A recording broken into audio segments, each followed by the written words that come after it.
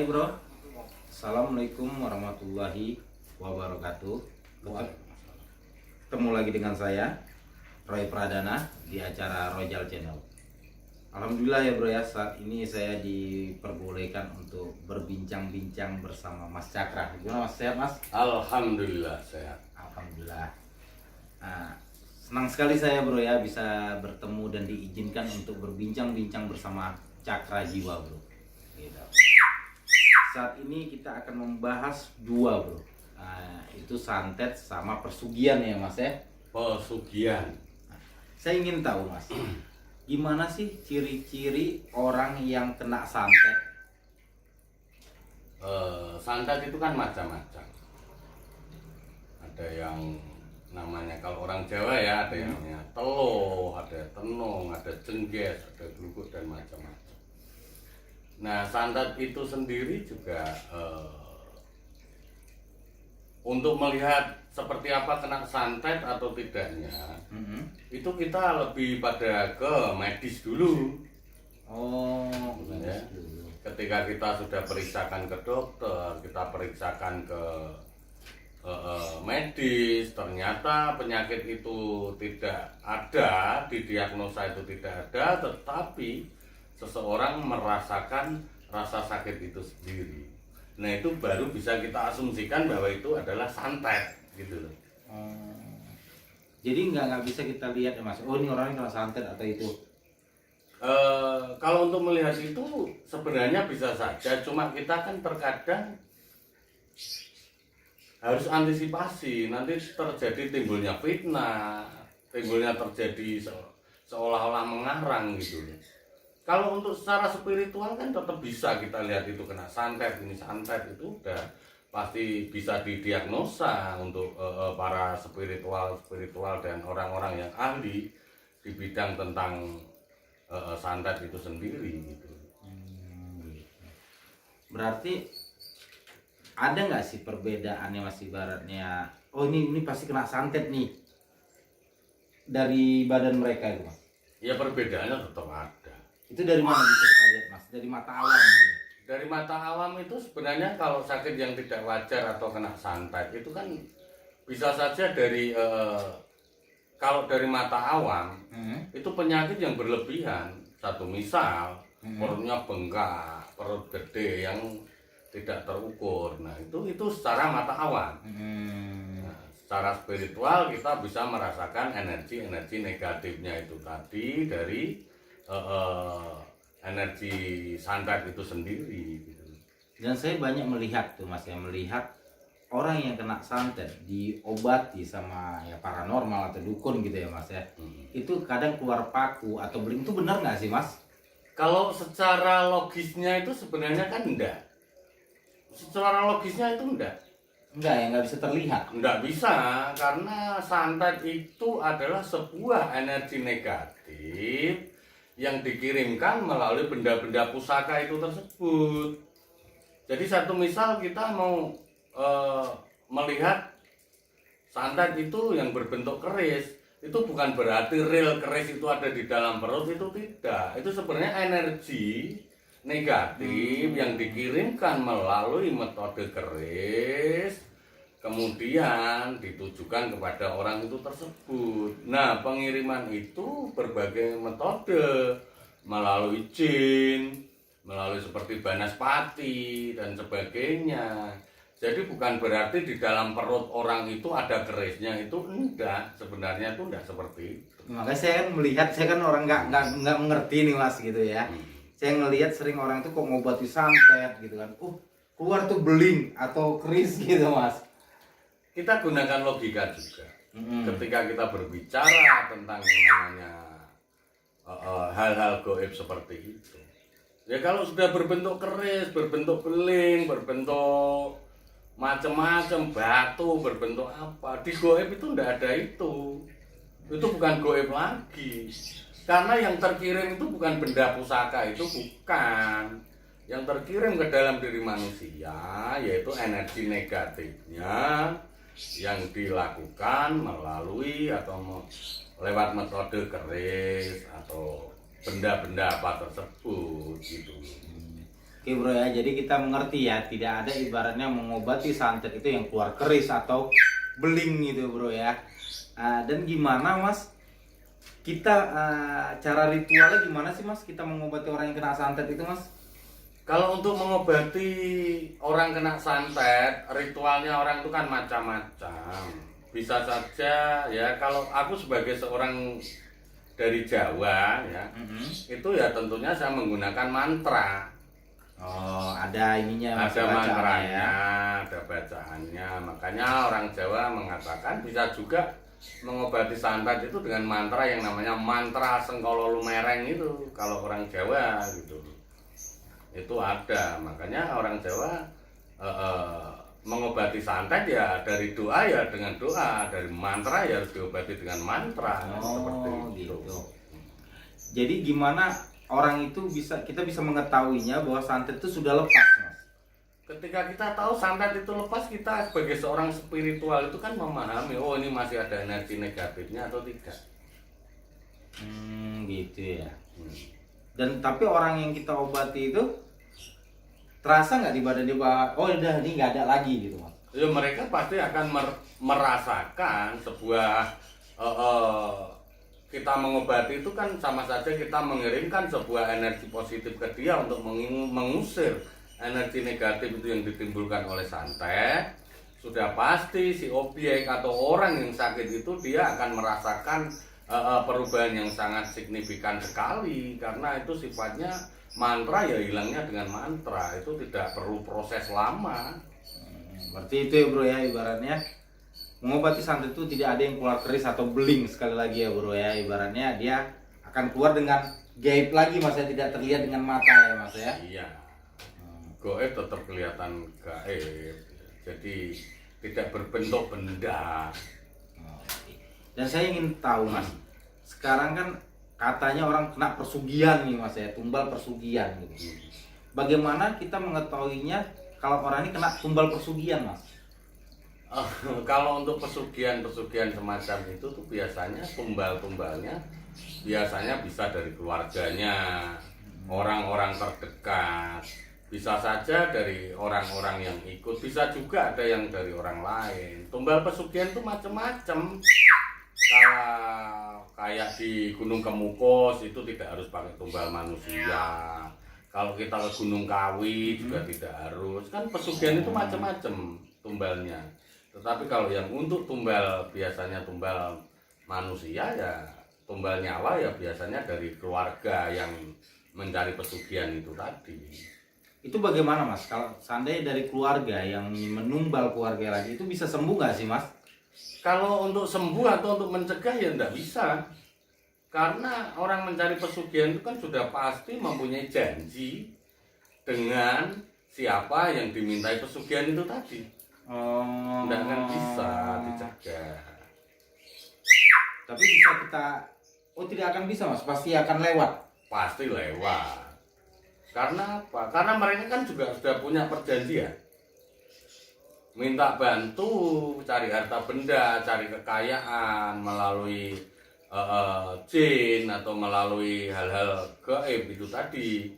Biasanya makhluk gaib apa sih mas yang membuat tumbal pesugihan ini mas, yang bisa disuruh?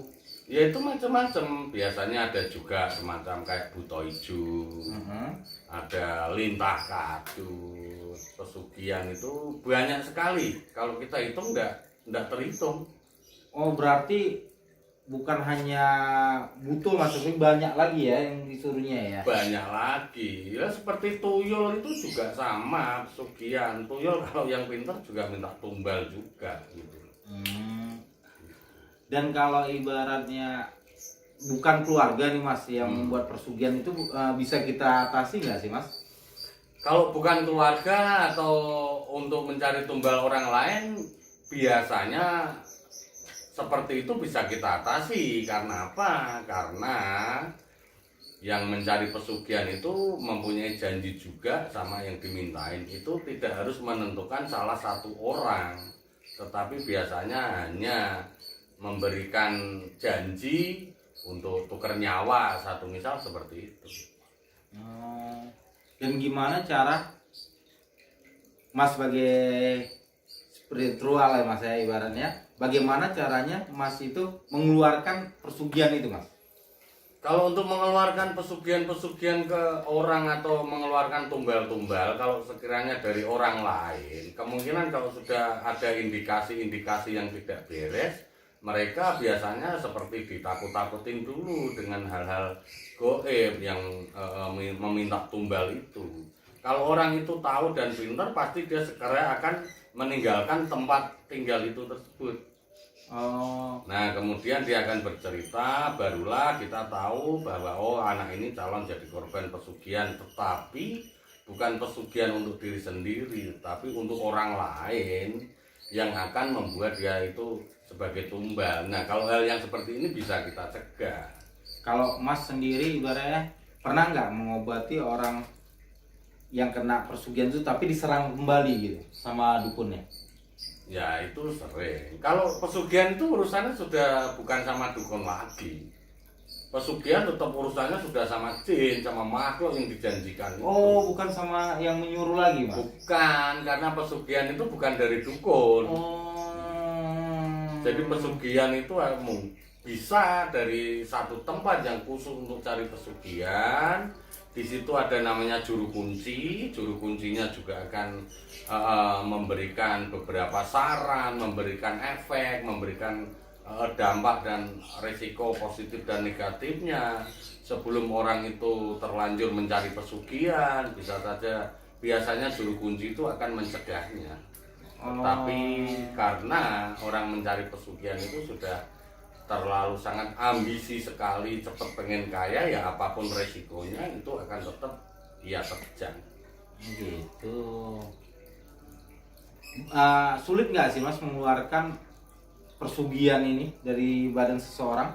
Kalau untuk mencegah atau menghadapi beberapa hal yang ingin membuat korban orang lain untuk menghadapi hal-hal gaib itu, kita kan juga punya cara gitu ya. Bisa dikatakan sulit juga bisa, kita katakan mudah juga bisa. Kita kan harus tahu bagaimana cara kita menyelahnya gitu loh. Karena tumbal pesugihan itu memang sudah ada janji gitu.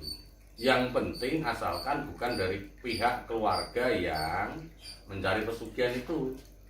Oh, kalau di luar keluarga bisa kita Mas atasi gitu ya? Masih bisa, karena ini perjanjian bukan menentukan satu nyawa atau satu tumbal yang harus si A, si B yang dipilih oleh makhluk atau oleh jin yang membantu dia untuk cari pesugihan itu tadi. Apa sih Mas perbedaan persugihan sama santet?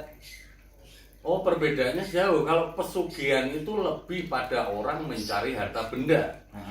Tetapi kalau santet itu lebih pada orang yang mempunyai rasa dendam, sakit hati, kecewa, ingin membinasakan orang. Kalau santet ini tidak ada hubungannya dengan untuk mencari kekayaan atau harta benda, itu tidak. Lebih pada orang sakit hati, dendam untuk membinasakan orang itu dengan metode santet itu. Saya pernah ngeliat orang nih Mas, itu satu badannya itu dia bersisik Mas ya, cukup viral lah di Jawa sana Mas. Itu dia kira-kira kena tumbal persugihan apa santet Mas? Kalau itu menurut aku bisa saja dari tumbal pesugihan. Sampai bersisik seperti itu? Iya. Pesugihan itu kan macam-macam. Ada namanya ketek pangkon, ada kutuan, ada macam-macam lah.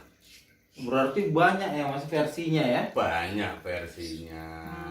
Kalau seperti di Gunung Buta, Gunung Kemukus itu malah mereka saling berhubungan, harus berhubungan intim di situ antara istri dan istri dengan suami. Ini tukar dengan baik-baik gitu. Itu gimana sih Mas? Saya nggak ngerti itu berhubungan badan gitu Mas? Iya, berhubungan intim layaknya suami istri. Satu misal istrimu sama istriku, nah kita tuh baik-baik gitu. Itu ada tumbal, jadi tumbalnya siapa tuh Mas? Tidak ada tumbalnya kalau itu. Oh tidak ada tumbal ya kalau itu? Ada. Karena itu menyangkut dari kisah Pangeran Samudra itu kan. Itu gimana ceritanya, Mas? Menarik itu, Bro. Itu menarik tuh, Bro.